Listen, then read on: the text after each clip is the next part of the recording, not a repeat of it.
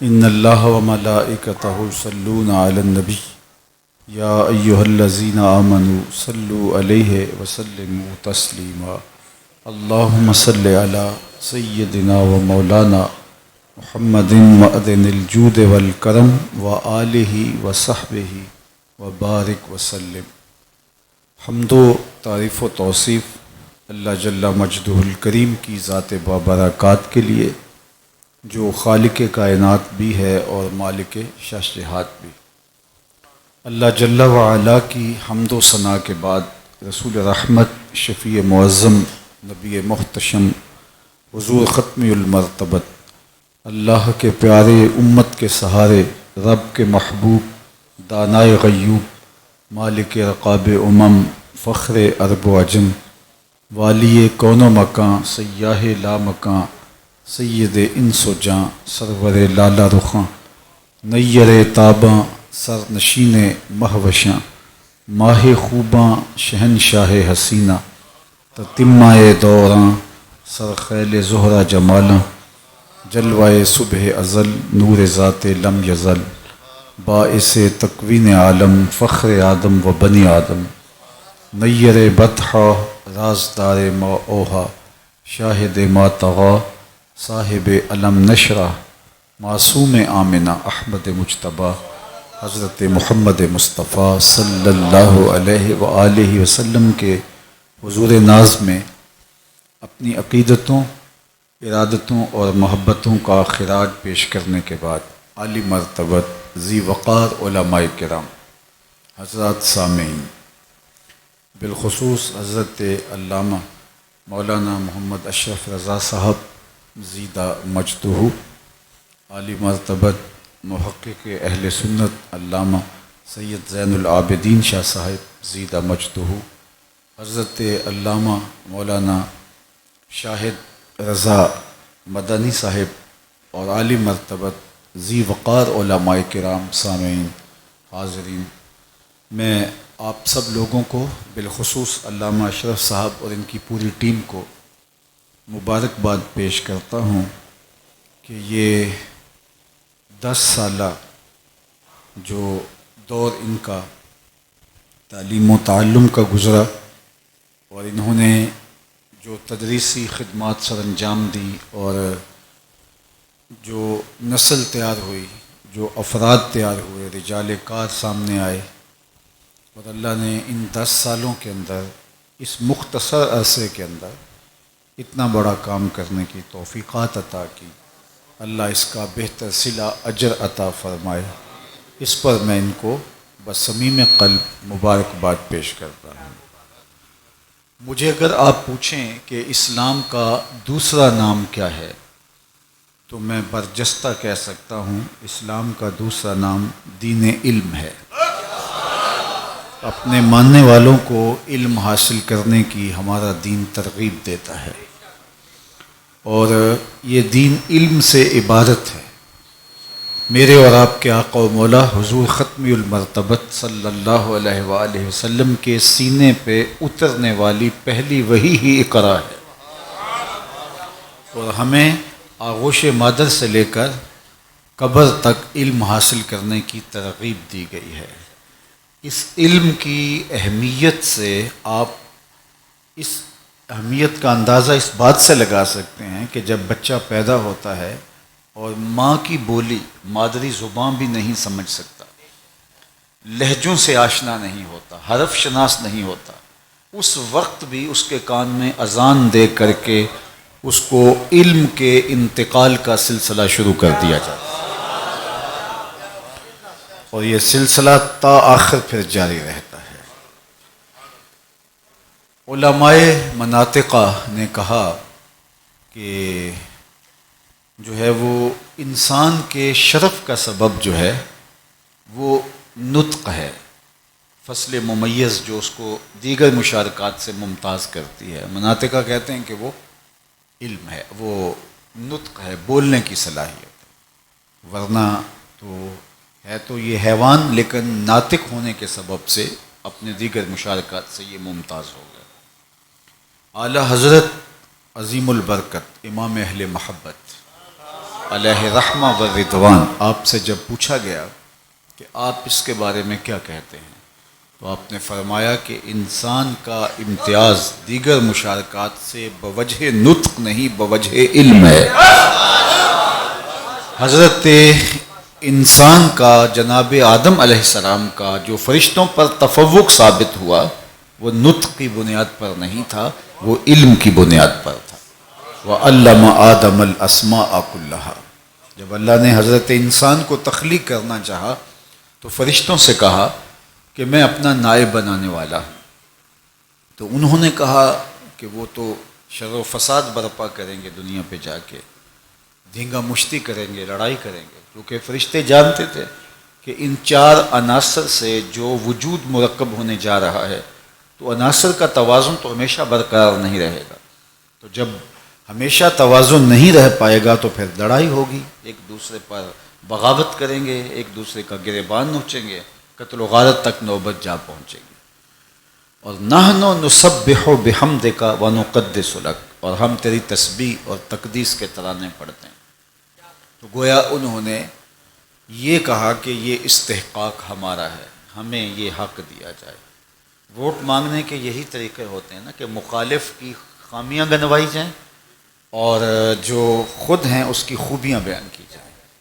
تو فرشتوں نے حضرت انسان کے نقائص بیان کیے اور اپنی خوبیاں بیان کی، تو اللہ تعالیٰ جل شانہ نے جواباً ارشاد فرمایا انی عالم ما لا تعلمون، جو میں جانتا ہوں وہ تم نہیں جانتے۔ تم ان کی دھینگا مشتی پر، ان کے شر و فساد پہ نظر رکھے ہوئے ہو، میں کربلا میں حسین کی جھکی ہوئی گردن دیکھ رہا ہوں۔ تمہارا خیال یہ ہے کہ یہ لڑیں گے، دھینگا مشتی کریں گے، نافرمانیاں کریں گے، میں وادی منع میں بیٹے کی گردن پر چھری رکھے میرے نام پر ذبح کرتے ہوئے بیٹے کو، جناب ابراہیم کو دیکھ رہا ہوں۔ جو میں جانتا ہوں وہ تم نہیں جانتے۔ اور پھر کیا ہوا کہ اللہ نے حضرت آدم علیہ السلام کا تفوق فرشتوں پر ثابت کرنے کے لیے ان کو مختلف اشیاء کے نام سکھائے۔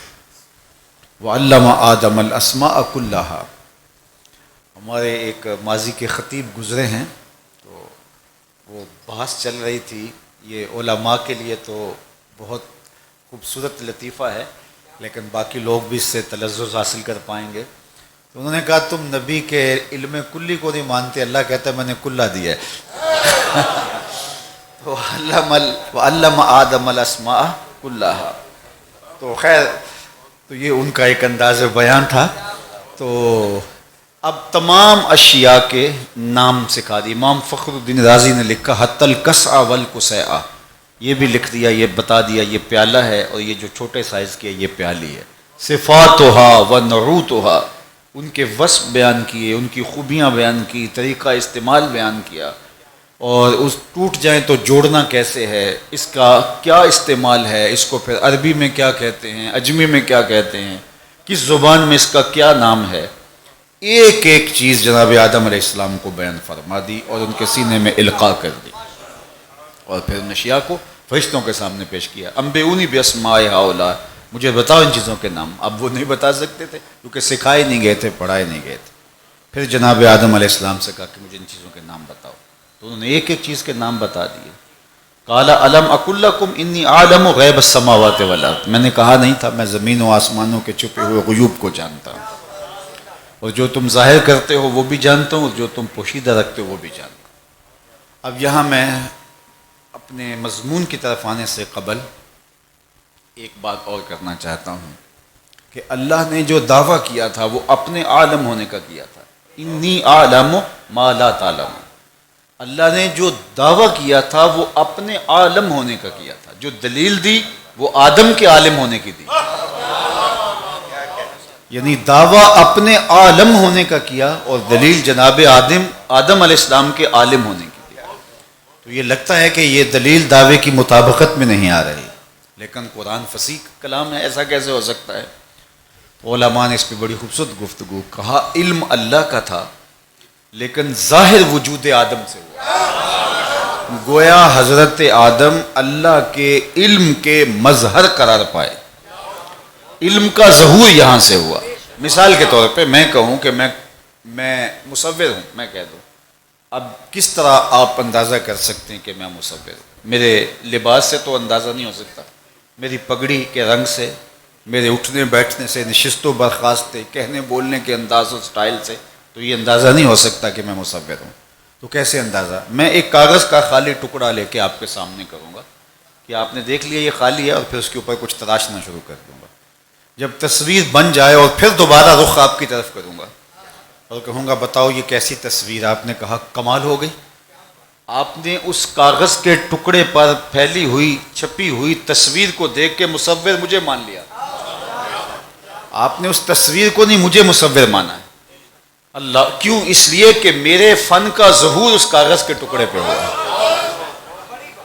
مصور میں تھا لیکن میرا مصور ہونا ظاہر اس کاغذ کے ٹکڑے سے ہوا۔ اللہ اکبر! اللہ کے علم کا ظہور جناب آدم کے وجود سے ہوا۔ اور یہاں شیخ محقق نے بڑی خوبصورت بات کی، آپ فرماتے ہیں اللہ کے ہر نبی کو اللہ کے کسی نہ کسی وصف کا مظہر بنایا گیا ہے۔ اللہ کا ہر نبی اللہ کے کسی نہ کسی وصف کا مظہر ہے۔ اگر اس کا جلال دیکھنا ہو جناب موسیٰ کو دیکھ لو، کمال دیکھنا ہو جناب عیسیٰ کو دیکھ لو، حسن دیکھنا ہو جناب یوسف کو دیکھ لو، حلم دیکھنا ہو جناب ابراہیم کو دیکھ لو، کہ ہر نبی اللہ کے کسی نہ کسی وصف کا مظہر ہے۔ اور پھر کہا کہ میرے نبی، باقی سارے نبی اللہ کی صفات کے مظہر ہیں، میرے نبی اللہ کی صفات کے بھی مظہر ہیں، اس کی ذات کے بھی مظہر ہیں۔ سر سے لے کر پاؤں تک تنویر ہی تنویر ہے، جیسے منہ سے بولتا قرآن وہ تفسیر ہے۔ سوچتی ہے دنیا مصطفیٰ کو دیکھ کر وہ مصور کیسا ہوگا جس کی یہ تصویر۔ تو آپ نے تصویر کو دیکھ کے مصور کو مان لیا۔ اللہ چوس اس لیے کہ وہ تصویر وہ کاغذ کے ٹکڑے پر جو ہے وہ میرے فن کا مظہر تھی۔ لیکن تصویر اتنی خوبصورت تراشی، وہ کاغذ کے ٹکڑے پہ میں نے جو تصویر تراشی ہے وہ گنبد خضرا کی تھی۔ تو آپ نے مصور مجھے مانا اور چومنے تصویر کو بھی لگے، مجھے بھی ماننے لگے اور تصویر کو بھی چومنے لگے۔ اللہ اکبر! اللہ نے اپنے علم کا مظہر جس ذات کو بنایا وہ جناب آدم کی ذات تھی، اور اللہ کے مظہر کے سامنے پھر سجدہ ریز ہونے کو کہا۔ اللہ اکبر! تو فرشتوں نے جناب آدم کے سامنے سجدہ ریز ہو کر ان کے تفوق کا عملی اقرار کیا۔ تو حضرت انسان کا جو تفوق دیگر مخلوقات کے اوپر ہے وہ کسی اور سبب سے نہیں ہے، وہ علم کے سبب سے ہے۔ تو علم سے انسان ممتاز ہوتا ہے۔ یار انسان تو انسان رہا، یہ علماء تشریف فرما ہے میرے اطراف میں، ان سے پوچھئے جو کتا سیکھ جائے وہ ان کتوں سے ممتاز ہوتا ہے جو سیکھے ہوئے نہیں ہوتے۔ دوسروں کا لایا ہوا مردار ہوگا، اس کا لایا ہوا طیب ہوگا۔ کتا سیکھ جائے تو کتوں میں ممتاز ہوتا ہے، تو انسان سیکھ جائے تو کیا ممتاز؟ امام فخر الدین رازی نے تفسیر کبیر میں لکھا وَعَلَّمَ آدَمَ الْأَسْمَاءَ کے تحت ہی کہ حضرت سلیمان علیہ السلام اللہ کے پیغمبر تھے، اور جب وہ وادی نمل میں داخل ہوئے تو دور سے چیونٹی نے حضرت سلیمان کے لشکر کو آتے ہوئے دیکھا تو اپنی ہم جولیوں سے بولی کہ جلدی جلدی اپنی بلوں میں داخل ہو جاؤ، کہیں لشکر سلیمان بے خبری میں تمہیں کچل نہ ڈالے۔ تو حضرت سلیمان نے اس چیونٹی کی بات کو سماعت کیا۔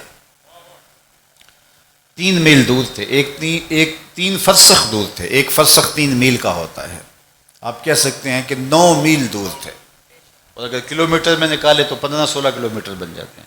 تو 15-16 کلومیٹر دور سے چیونٹی نے جو بات کی وہ حضرت سلیمان نے سماعت کی۔ فَتَبَسَّمَ ضَاحِكًا مِّن قَوْلِهَا، اور اس کی بات کو سن کے مسکرا پڑے۔ اب تیوریات کے ماہرین سے پوچھیں، امام سلفی سے پوچھ لیں، باقی لوگوں سے پوچھ لیں کہ چیونٹی کے منہ میں تو زبان ہی نہیں ہوتی، پھر اس نے بات کیسے کر لی؟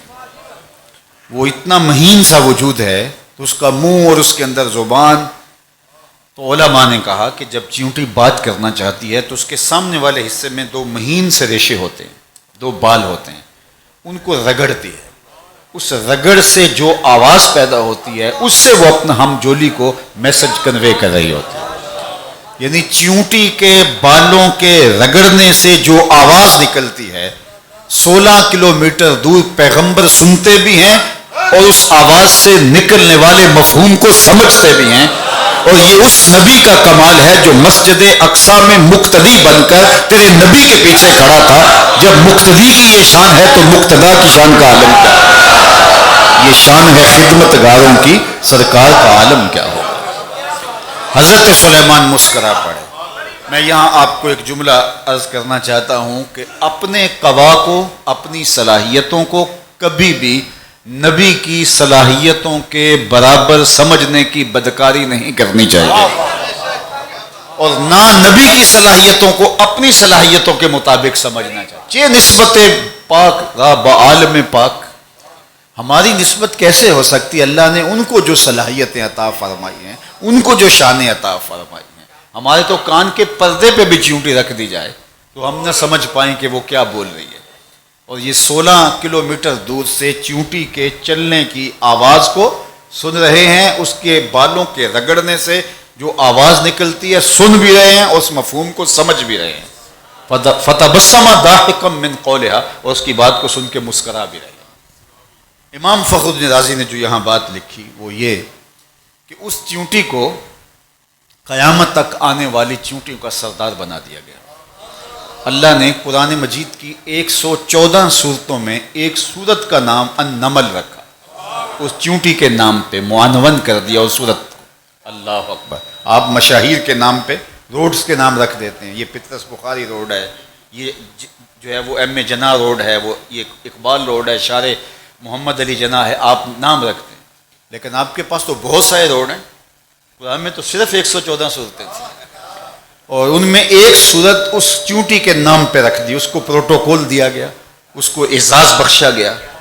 اس لیے کہ امام فخر الدین رازی فرماتے ہیں اس لیے کہ وہ چیونٹی یہ جانتی تھی کہ اللہ کے نبی کی صحبت میں رہنے والا لشکر جان بوجھ کر ننھی جان کو بھی ضائع نہیں کر سکتا.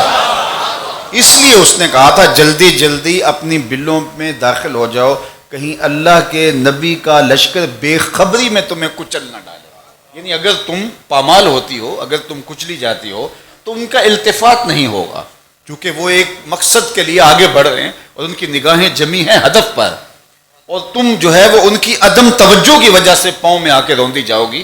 لیکن شعوراً نبی کی صحبت کا اثر یہ ہے کہ نبی کی قربت میں رہنے والا اثر جان بوجھ کر ننھی جان کو بھی ضائع نہیں کر سکتا.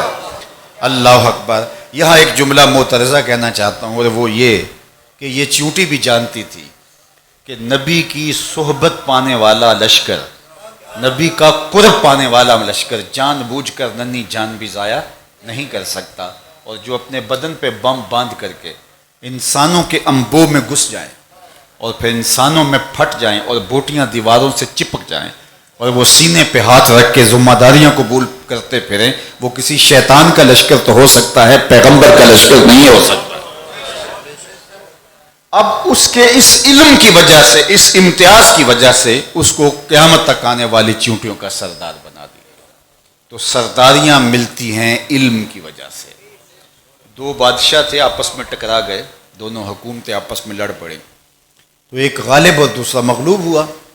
تو جو غالب ہوا اس کے سامنے مغلوب سلطنت کا بادشاہ لایا گیا. تو اس نے کہا کہ اس کو میرے سامنے برابر کرسی پہ بٹھاؤ، میں بادشاہوں کو عزت دوں گا، اس کی تذلیل نہیں کروں گا. تو جب وہ سامنے کرسی پہ بیٹھ گیا تو اس کو کہا کہ اب تم مفتو ہو، لیکن بہرحال ہم عزت دیتے ہیں، اگرچہ آخر آپ بھی حکمران رہے ہیں. اب آپ اپنی مرضی سے بتائیے کہ ہم آپ کو اس سلطنت کے اندر کوئی منصب دینا چاہتے ہیں تو آپ اپنی مرضی کا انتخاب کر لیجئے جس میں آپ کی دلچسپی ہو. تو اس نے کہا مجھے ٹیچر لگا دیجئے، مجھے استاد لگا دیجئے. تو بادشاہ ہنس پڑا، کہنے لگا پھر شہنشاہی چاہتے ہو، دوبارہ بادشاہی مانگ رہے ہو؟ تو یہ بادشاہی ہے، یہ شہنشاہی ہے، اور میرے اور آپ کے آقا و مولا نے اس پہ فخر کیا ہے. انما بعثت معلما، میں معلم بنا کر مبعوث کیا. وہ خوش قسمت ہے جس کو یہ مسند تدریس کی عطا کی گئی، جو پڑھنے پڑھانے سے وابستہ ہو گیا. اور یہ منصب انبیاء کا ہے، علم نبیوں کی وراثت ہے. اس لیے حضرت سیدنا علی المرتضیٰ فرماتے ہیں ہم اللہ کی تقسیم پہ راضی ہیں، اس نے جاہلوں کو مال اور ہمیں علم کی دولت سے مالا مال کیا. اور ایک روایت میں آتا ہے کہ جس کو علم دیا گیا، قرآن کا نور دیا گیا، اور اس نے کسی دنیا دار کو دنیاوی جاہو حشم میں دیکھا، پروٹوکول میں دیکھا، تو اس کے دل میں حسرت جاگی کہ میں تو پیچھے رہ گیا۔ قد حقر ما آتاہ اللہ، اس نے اللہ کی عطا کو حقیر جانا ہے، اسے سمجھ ہی نہیں کہ اللہ نے مجھے کتنی بڑی دولت سے نواز رکھا ہے، کتنا بڑا اعزاز میرے رب نے مجھے عطا کر رکھا ہے۔ تو یہ علم نور ہے، اور علم کے ذریعے سے ہی امت نے، قوموں نے عروج اور بانک پن پایا۔ یہ امت جب علم کی آماجگاہوں کو آباد کیے ہوئے تھی تو دنیا کے اوپر ہمارا غلبہ تھا۔ اور علم صرف علوم دینیہ ہی نہیں، تکوینی علوم، عصری علوم، سب علوم میں امت مسلمہ نے جو مرتبہ اور مقام پایا وہ تاریخ کا ایک انوکھا باب ہے۔ جب شارلمان اور اس کے لارڈز ابھی دستخط کرنے کی مشق سے گزر رہے تھے، اسی یورپ کے اندر ابن حزم کے قلم سے 1000 کتابیں نکل چکی تھیں۔ یہ ہماری تاریخ ہے۔ جب پیرس کی گلیوں میں کیچڑ تھا، بغداد عروس البلاد کہلاتا تھا، اور پوری دنیا سے لوگ وہاں پڑھنے کے لیے آتے تھے۔ جب یہ لوگ سواد آشنا بھی نہیں تھے، حروف شناس بھی نہیں تھے، ہمارے منجم ستاروں پہ کمندر ڈال رہے تھے۔ اقبال نے جو شکوہ کیا ہے وہ یہ جب یورپ میں گئے، ان کی عالی نصب عمارتیں دیکھی تو اقبال کہیں متاثر نہیں ہوئے، بلکہ وہ تنقید کی کہ گرجوں سے بڑھ کر ہیں بینکوں کی عمارات، ان کے سرمایہ دارانہ نظام پہ ضرب لگائی۔ لیکن جو اقبال کے لیے دکھ کی بات ہے، تکلیف کی بات ہے، مگر وہ علم کے موتی کتابیں اپنے آبا کی جو دیکھی ان کو یورپ میں تو دل ہوتا ہے سی پارا۔ وہ کہتے ہیں میرا مسئلہ یہ ہے جو مجھے دکھ دے گیا کہ ہمارے اسلاف کی کتابیں آج وہ پڑھ رہی ہیں۔ غنی روزے سیاہ پیر کن آرا تماشا کن کہ نور دیدہ اش روشن کند چشم زلیخا۔ اللہ اکبر، نور چشم تو جناب یعقوب علیہ السلام کا ہے، لیکن زلیخا کی آنکھیں ٹھنڈی ہو رہی۔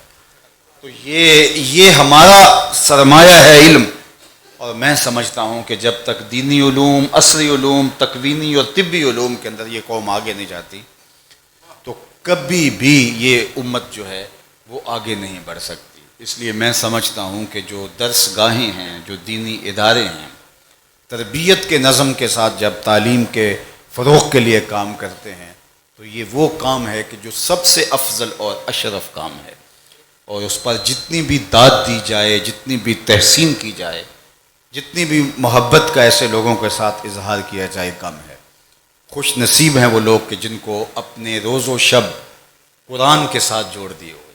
اللہ اکبر، حفظ القرآن کی کلاسیں چل رہی ہیں، درس نظامی کے اسباق چل رہے ہیں، قال اللہ و قال رسول کی صدائیں، اس سے بہتر کیا پاکیزہ اور نورانی ماحول ہو سکتا ہے۔ شاہ صاحب جانتے ہیں کہ ہم پرانی مسجد میں جب ہوتے تھے تو وہیں بچے رات کو سو جاتے تھے، تو میں دن رات سفر پہ رہتا ہوں، تو کبھی میں سفر سے واپس آتا تھا تو وہ لائٹیں وغیرہ بند ہوتی تھیں، تو وہاں مسجد کے ساتھ تھوڑی سی جگہ وہاں سے گزر کے آگے رہائش گاہ جانا ہوتا تھا۔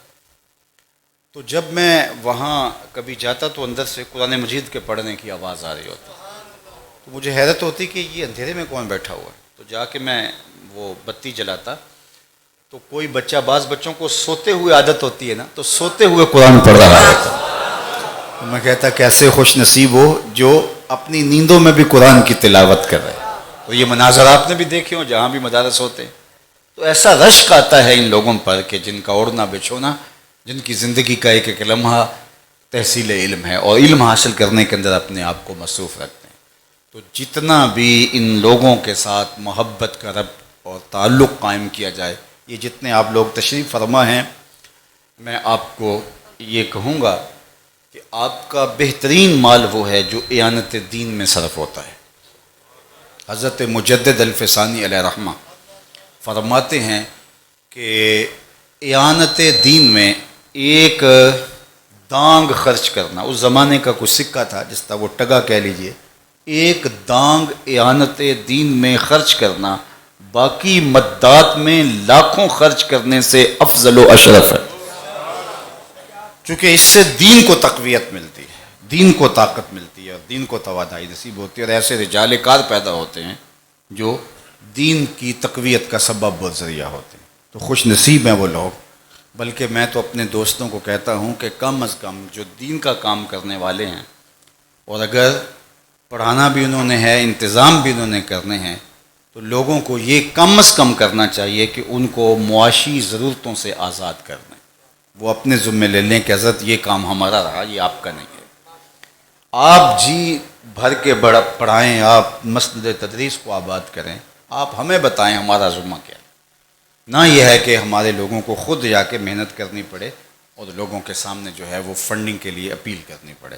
تو میں آپ کو ترغیب دوں گا اور کہوں گا کہ اللہ نے آپ کو جو دیا ہے وہ اس درس گاہ کے ساتھ آپ عملی طور پہ کھڑے ہو جائیں، اور ان کو اگر منصوبہ جات پائپ لائن میں ہوتے ہمارے، لیکن ہم اس لیے نہیں کر پاتے کہ وسائل کی کمیابی ہے یا جو ہے وہ عدم دستیابی ہے۔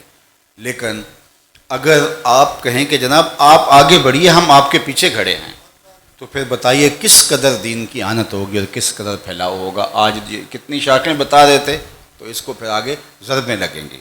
تو اس لیے ہمیں بھرپور انداز کے ساتھ جو ہے وہ کام کو آگے بڑھانا چاہیے اور آگے لے کے چلنا چاہیے، اور خوش اسلوبی کے ساتھ ان بچوں کی حوصلہ افزائی، جس طرح آج کی تقریب منعقد ہوئی ہے، تو ان بچوں کی حوصلہ افزائی۔ ویسے ہمارے ہاں رویہ یہ نہیں ہے، میں ایک دوستوں کو بات کہا کرتا ہوں کہ اگر اپنا بچہ شرارتیں کرے تو اس کو کہتے ہیں یہ کیوٹ ہے، اور اگر مدرسے کے اندر بچہ شرارت کرے تو اس کو بدتمیز کہتے ہیں۔ تو تمہارا بچہ کیوٹ اور ہمارا بچہ جو ہے وہ بدتمیز ہو گیا۔ اس کی شرارتیں تمہیں اچھی نہیں لگتی اور اس کی شرارتیں تمہیں اچھی لگتی ہیں۔ بچہ تو شرارت کرے گا، چاہے وہ مدرسے میں پڑھ رہا ہوگا، چاہے وہ درسگاہ میں پڑھ رہا ہوگا، اور چاہے وہ بیکن ہاؤس میں پڑھ رہا ہوگا۔ یہ اس کی عمر کے ساتھ جڑا ہے، بلکہ نفسیات کو ڈاکٹر کہتے ہیں کہ اگر بچہ شرارت نہیں کرے گا تو اس کو چیک کروائیں، کوئی مسئلہ تو نہیں ہے، کیونکہ اس کی طبع کے اندر یہ چیز رکھی گئی ہے۔ تو وہ اگر قرآن حفظ بھی کر رہا ہوگا تو پھر بھی وہ فطرت اس کے ساتھ جڑی ہوئی ہے۔ تو خام خواہ کہ آپ سمجھیں کہ اب یہ بالکل 80 سال کے بابے کی طرح سنجیدہ ہو، تو یہ نہیں ہو سکتا۔ تو آپ سکول کے بچے کو اپنے بچے کو کیوٹ کہتے ہیں، تو یہ بھی تو کیوٹ ہے، اور اس سے بڑا کیوٹ کون ہو سکتا ہے جو قرآن کی تلاوت کر رہا ہے اور اللہ کا پاکیزہ کلام پڑھ رہا ہے۔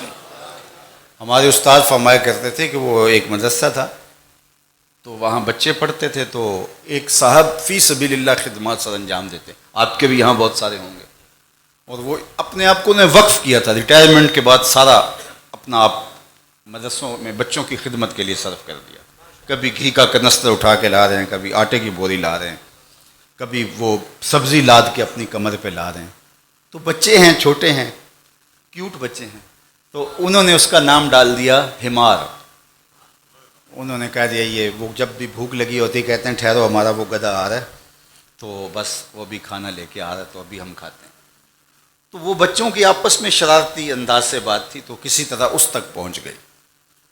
تو اس کو بڑا غصہ آیا، تقاضۂ بشریت کہ میں ان کی نوکری کروں اور یہ مجھے گدھا کہیں۔ تو وہ سب کو چھوڑ چھاڑ کے گھر چلا گیا۔ رات ہوئی، سویا، مقدر جاگا، کیا دیکھتا ہے کہ حشر کا میدان ہے اور وہی چھوٹے چھوٹے بچے ہیں، ان کو جنت میں جانے کا کہا جا رہا ہے، اور وہ ضد کر رہے ہیں نہیں نہیں ہم نہیں جائیں گے جب تک ہمارا گدھا ساتھ نہیں ہوگا۔ تو یہ صبح اٹھا اور سیدھا مدرسے میں آ گیا، کہا مجھے گدھا کہو، کھوتا کہو، حمار کہو، نوکری تمہاری ہی کروں گا، اس لیے کہ تم اللہ اس کے رسول کے پیارے ہو۔ تو ان بچوں کے ساتھ خوب پیار کیجئے، ان کے ساتھ خوب محبت کیجئے، ان کی اعانت کیجئے، اور ہمارے یہ علماء جو ہیں ہم ان کو جو بھی پیش کر دیں ان کا حق نہیں ادا ہو سکتا کہ انہوں نے اپنا سب کچھ اس مقدس کاج کے لیے جو ہے وہ وقف کر دیا۔ میں بار دیگر حضرت کو، حضرت کی پوری ٹیم کو مبارکباد بھی دیتا ہوں اور ان کے لیے دعا گو بھی ہوں۔ بلکہ انہوں نے مجھے جب کہا تو آج کل تو وقت نکالنا بہت مشکل ہے، تو میں نے دوستوں کو کہا کہ وہاں کے لیے وقت ضرور نکالنا ہے، چونکہ جب مدارس کے لیے مجھے کہا جاتا ہے تو میں سمجھتا ہوں کہ ہم اور تو کچھ نہیں کر سکتے، ان کے لیے حوصلہ افزائی کے 2 جملے بول دیں گے تو اس میں تقویت اگر پیدا ہوگی تو یہ ہمارا ایک حصہ ہوگا۔ اللہ آپ کو بہتر صلہ اجر جزائے خیر عطا فرمائے اور اپنی خاص پناہوں کا حصار دے، اور اس درس گاہ کو قیامت تک آباد رکھے۔ وآخر دعوانا ان الحمد للہ رب العالمین۔ جی بسم اللہ۔